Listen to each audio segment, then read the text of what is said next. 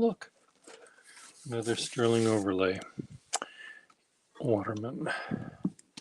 This one has a nib that does not belong to it, but it's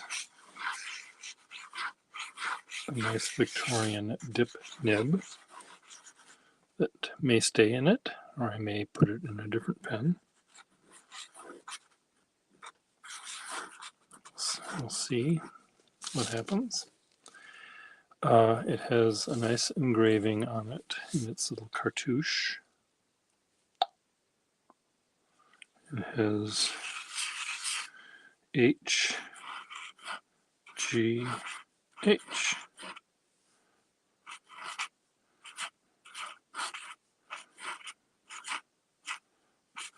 Howard, Herbert, George. Well, the fact that this may not be put this way for the monogrammic way. Normally, if a married woman would have their name engraved on a piece of paper or something, the middle initial would be the biggest one, and that would be her last name that she got from her husband. So Mrs. Jane Smith S would be in the middle, and Jane Ann Smith would look like that. J. However, it would be done in a fancy way. The middle initial would be the husband's last name. Now that's old-fashioned and everything, of course. If it was a man's name, they're all the same size, and it's Pierre Scott Gustafson is what it would do. If I married someone and they took my last name and it was a dame, it would be, her name might be Betty Ann Gustafson. Would I have married anyone named Betty? I doubt it, but Betty Ann Gustafson. But because this is sort of oval in shape, it could be just Herbert George Harrison, where the letters are meant to be equal, but they just are stretched toward the middle to fit this. The jury's out. What do I think about the pen? Well, the pen is a 412, which is a Waterman eyedrop fill #2 nibbed pen with sterling over it. If it said 512, this would be solid gold. And if it said 0512, this would be gold fill. But sterling is much prettier than gold or gold fill, in my humble opinion. So I'll keep it with it saying 412. Now, does it say? It does say 412. Sometimes they just say 12. This one says 412. So quite lovely. So now I have many of these, and I can sell one of them now. Finally, I have enough where I can decide which one I want the least. Hello, Gary Scott.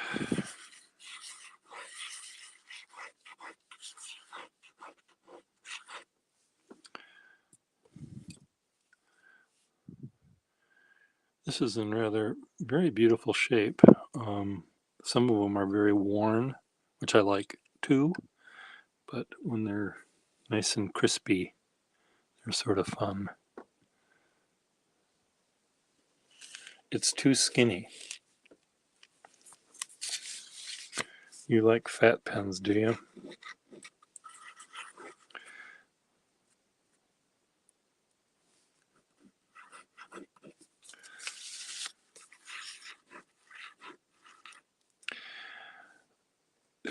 It's almost the perfect size. And in fact, I could be convinced that it is in fact the perfect size. Um,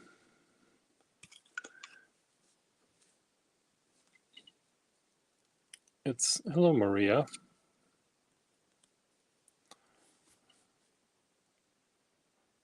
little more grip area. I mean, you want it fatter grip or more? I mean, the nice thing about these eyedrop fill pens are the entire barrel is so smooth you can just slide up and down, and you can put your fingers anywhere you want. And with pens like this, it's easy to do that, whereas a pen that has a section, I mean, you can do that with any pen. You can hold the pen back here if you want to, but most people sort of hold it up here, which sometimes is a little too close. If I had this pen in my hand, I might have my index finger on that, but my thumb is over here. I would never hold the pen like this. That's just way too close.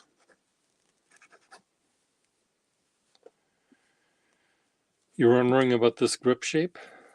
The fact that there isn't a little outturned bit to keep your fingers from sliding into the nib. You like this sort of shape. So this uphill thing sort of keeps your fingers from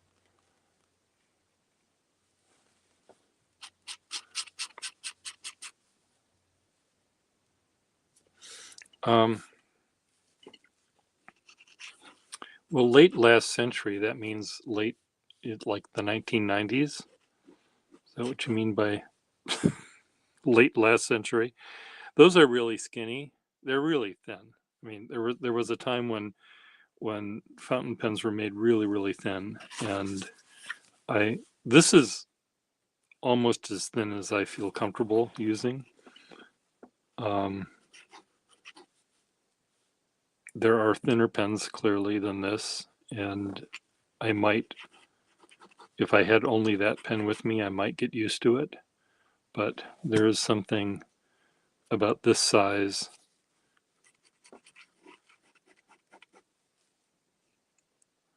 The eyedropping. Well, the eyedropping, you just unscrew this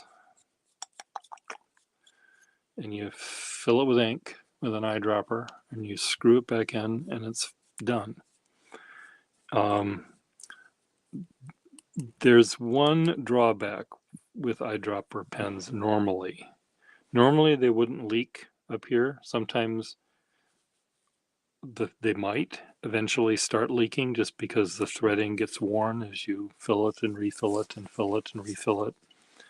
And you might get some leaking right here. This is from 1910, maybe. I don't know, something like that. But the big problem with the biggest problem with all of these eyedrop fill pens is there's a barrel and then there's ink. And with a lever filling pen, you have a barrel and usually some air, and then a rubber sack, and then ink, and then rubber sack, and then air, and then the barrel. So when you hold the pen in your hand and the pen barrel heats up, with this, the heat difference from here is lessened by the air, so that the ink sac and the ink inside don't heat up. Here, the heat of my hand will cause the barrel to heat up, and then the air will heat up and perhaps cause the ink to push out the front more easily. But that's, if you are,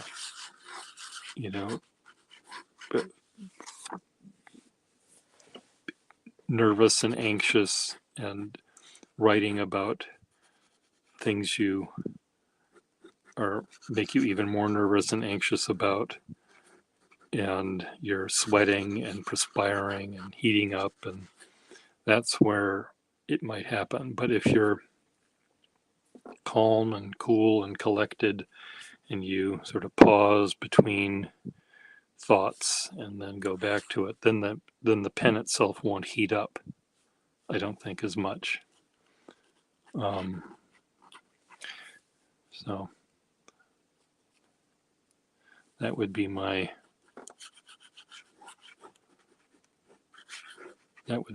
thing.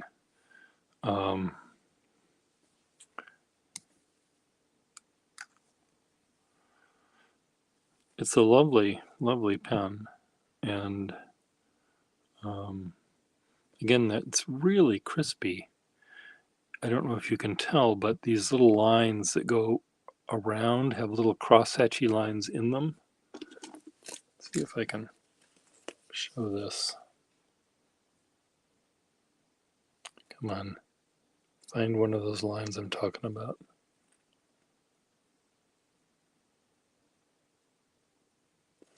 Okay, well, this clearly isn't working.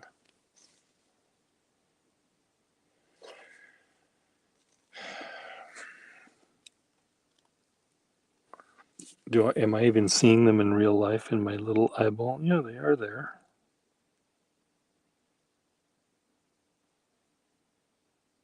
It's interesting. Sometimes they're there and sometimes they're not.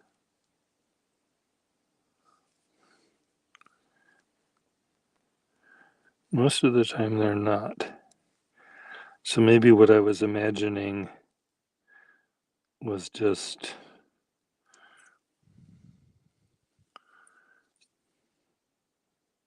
in my little imagination. Oh, I am seeing them in some cases.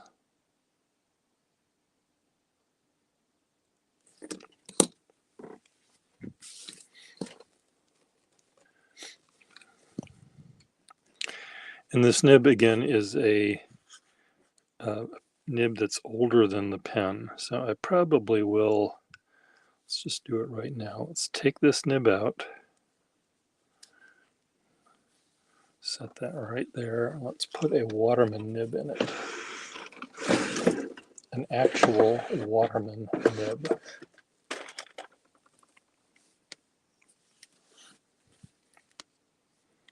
Is this the one that says Canada? Whatever, I'll put it in there.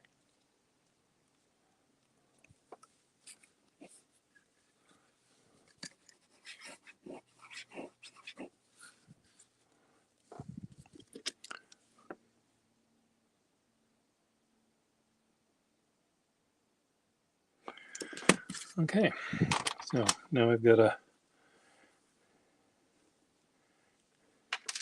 the correct nib. I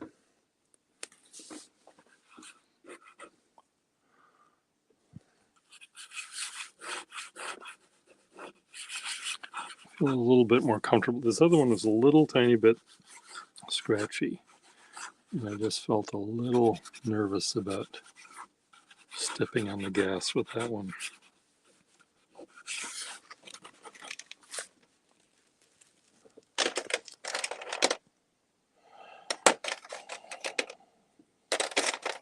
Well, it wasn't so much the cutouts that I was referring to, it was more the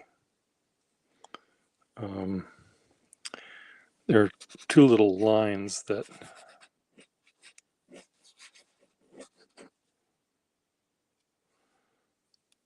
I thought had little hatch mark lines in them, but they don't. Do I want to put this nib in it instead? Let's try it. Let's see if it works.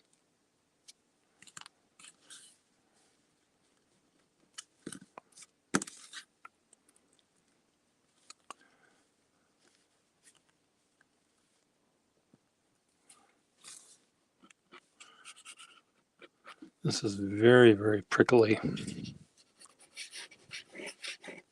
A little too prickly. Let's put that other one back. The this feed is shoved in a little farther than I would normally have placed it. Why swap the nib? Tuning the nib, if you're thinking of tuning it by emery papering it or tweaking it with the pliers and things like that, if I can't do that, if I don't have to do that, I won't.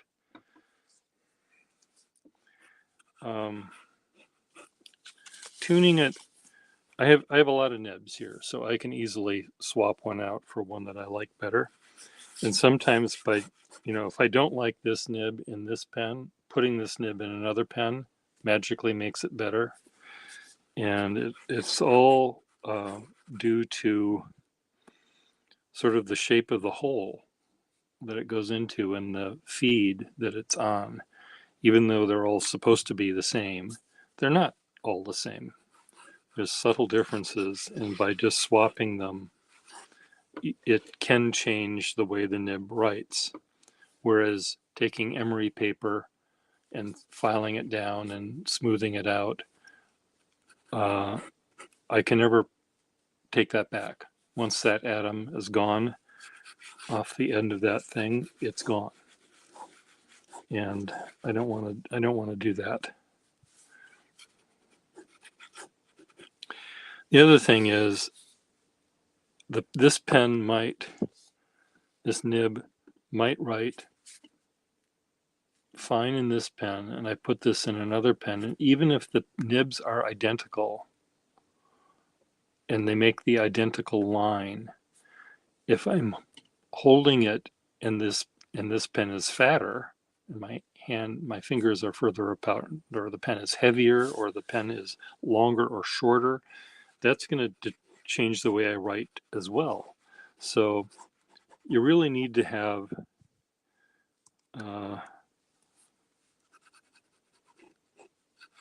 I don't know, you need to have like 20 pens in your collection at least, and they all have to be Waterman No. 2 pens, and then you can start playing around and seeing how differently they write from one pen to another. And you might say, oh gee, this pen, the nib is the same as when it was in the other holder, but when it's in this holder, it makes me want to write lighter. But it's in the hard rubber holder, it's a little fatter because it has a lever and a sack in it and stuff. Here's a No. 2 barrel. I don't know if you can tell the difference, but there's, yes, the difference, the width of the cap is as fat as the barrel, and clearly the barrel is skinnier than the cap.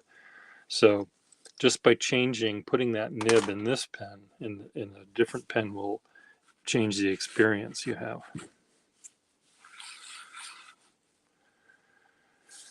Oh, that goddamn Quick-Bond Fox. I suppose. What is the writing sample that you want me to write?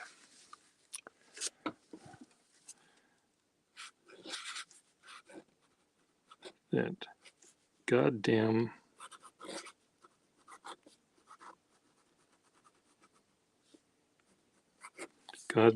lazy ass dog got jumped over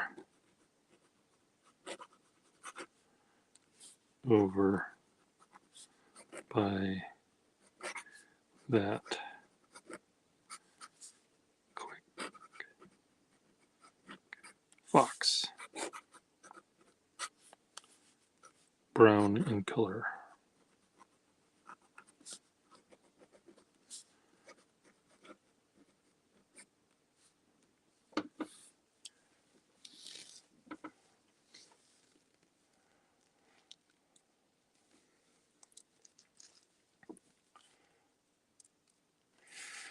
I use old paper because the paper is so magnificent, and this is at least 100 years old. And you can hear the sound of it. The sound of it shows a sort of hardness and quality and weight and smoothness to the paper that I used to buy old ledger books all the time in order to use the paper. This isn't as good as some of them are. This is okay, but I really like the old paper, and part of it is I enjoy looking at the handwriting that sometimes you see on it. Let's see if I can find. This is the book from which it came. I guess this one was completely empty. I do have others that are full or partially full.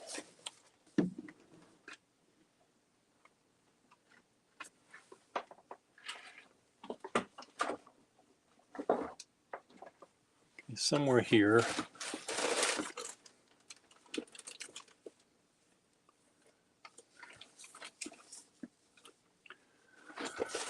Okay, where is it?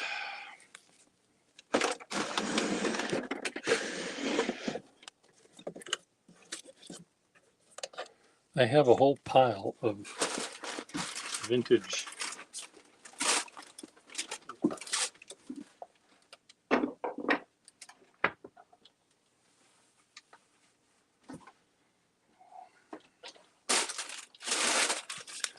oh well.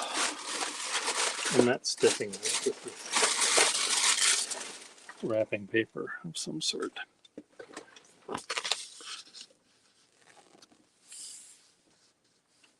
I wish I knew where I put it. I had an old pile here that I had.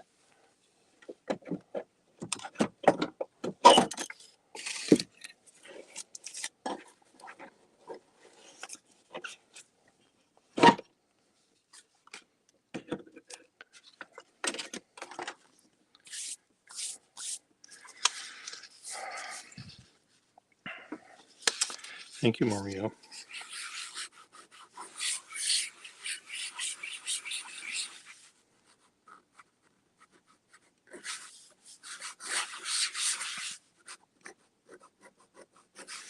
We're from Niagara Falls.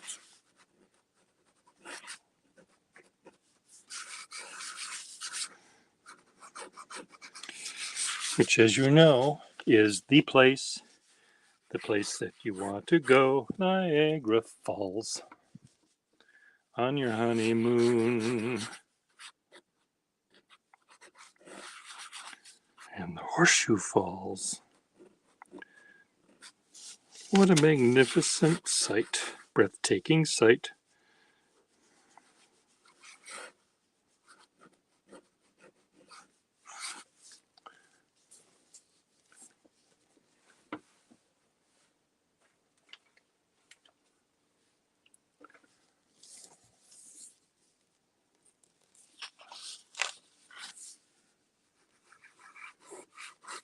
And the Horseshoe Falls.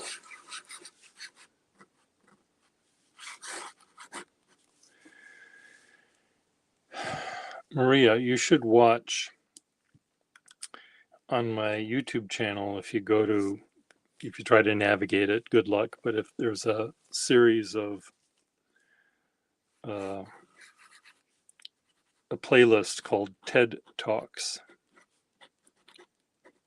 And it's my friend Ted Clausen who is playing with many of my pens, and he's coming up with really beautiful ways to describe how they write. And he turns them into little tiny humans with personalities. This one's a drunk, this one's a spinster, this one's a young girl, this is an alcoholic. And he doesn't just say that. I mean, he says it more politely than that. But he just has this really interesting way of deciding the um, the personality of a pen. I don't know what he'd say about this one. It's almost always about the nib. He doesn't really care about the rest of it. It's all just the nib. I think he'd like this one. I don't think he'd love it. I think he'd like it. This one he'd hate, probably.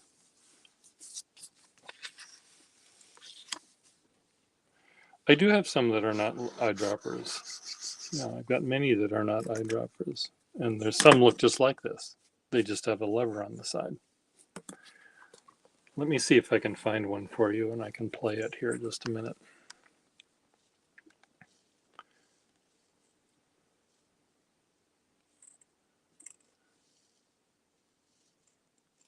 My channel playlists. Are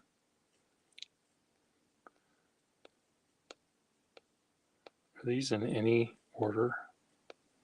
Doodles, TED Talks. TED, mainly manly, black. Okay, here we go. This is only a minute long here.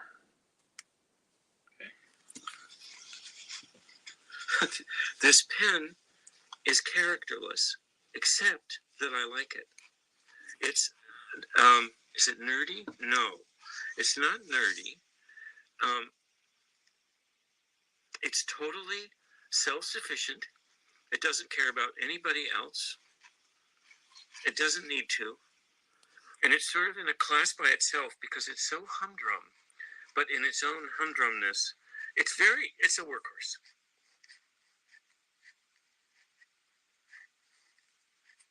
So, interesting. Is it our sophistication that allows us to say something as nasty about a pen like that? Well, the truth about this pen, you know what this is? This pen is the black sheep in the family that it came from.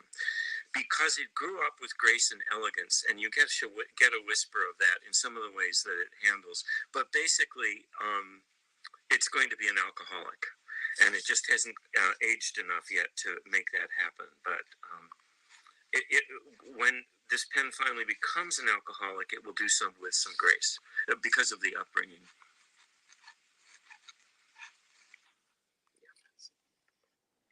So, I don't know what I have for sale that are sterling overlay. I mean, there are sterling overlay pens like this. This is sterling silver. It's all metal.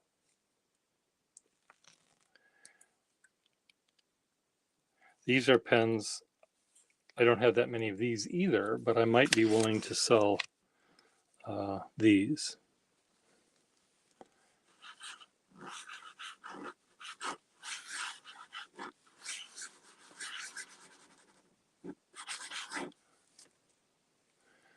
But they don't have those pretty cutouts.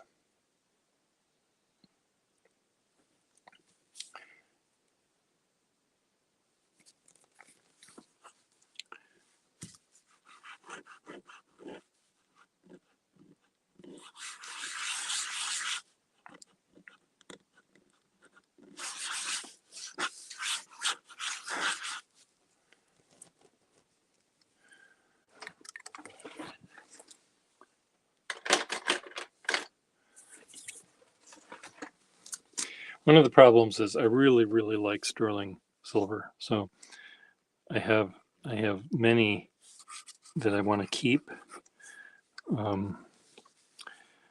You can buy them on eBay with a lever, a Waterman lever filling pen. They can sell for $275 to $400 for a sort of a standard pattern. There are rare patterns that can go for $1,000, but I think the sort of standard size and pattern would be in that thing. The dip pen nibs that I use, the gold dip pen nibs I use to make my Franken pens are from around 1880. Usually by 1900, dip pen companies weren't making gold dip pen nibs. They were making fountain pens at that point. They still made steel nib dip pen nibs, but gold nibs, the gold pen makers moved their benches to the fountain pen. It's like buggy whip makers. They didn't need buggy whips anymore after the car came in. They still needed, saddles and things like that, but buggies were no longer being made, and so you didn't really need to employ them there.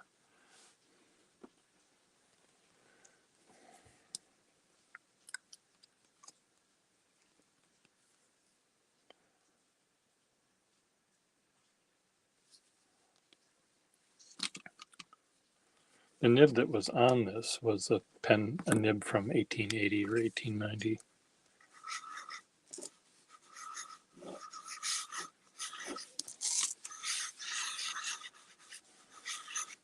Wonder how fast how small I can write the Quick Brown Fox using this pen.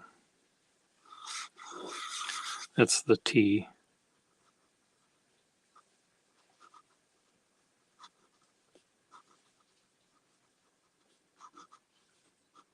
The Quick Brown Fox. And that's maybe 1.25 inches.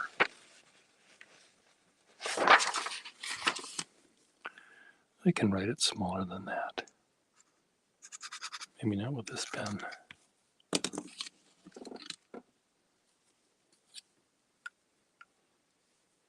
Well, I purchase them. I buy them often when they're on the holders, and then I take them out of the holders and put them in a fountain pen. But I buy the whole thing if I can. Most people want to sell me the whole thing.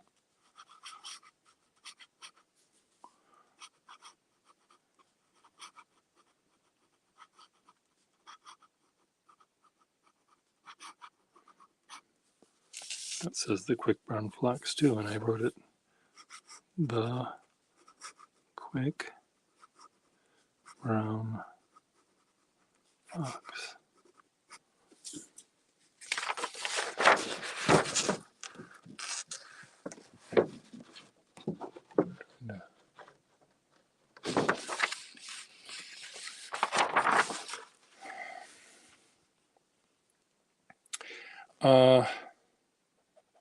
If you want this cutaway area, you can look for Waterman. Waterman will be the most common.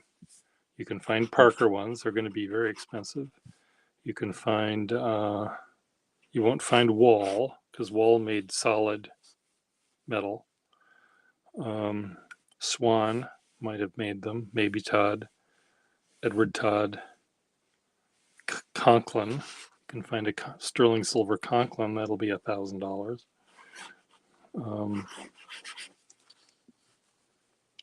So a pen like this would be probably the cheapest one you could find that's good.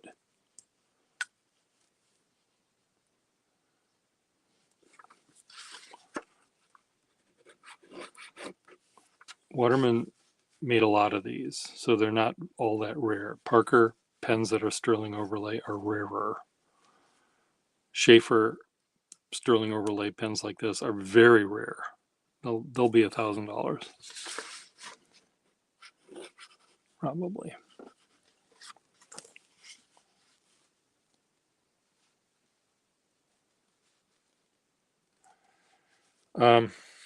She might write tiny as fuck. I don't know.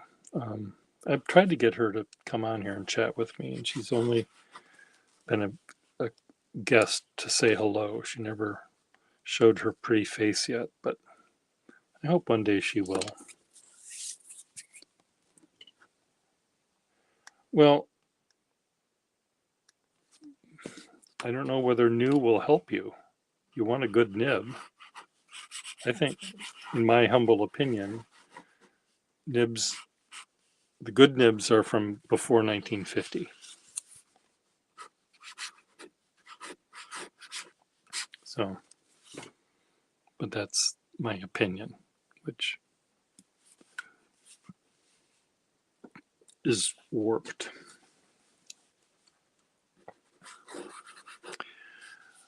Okay.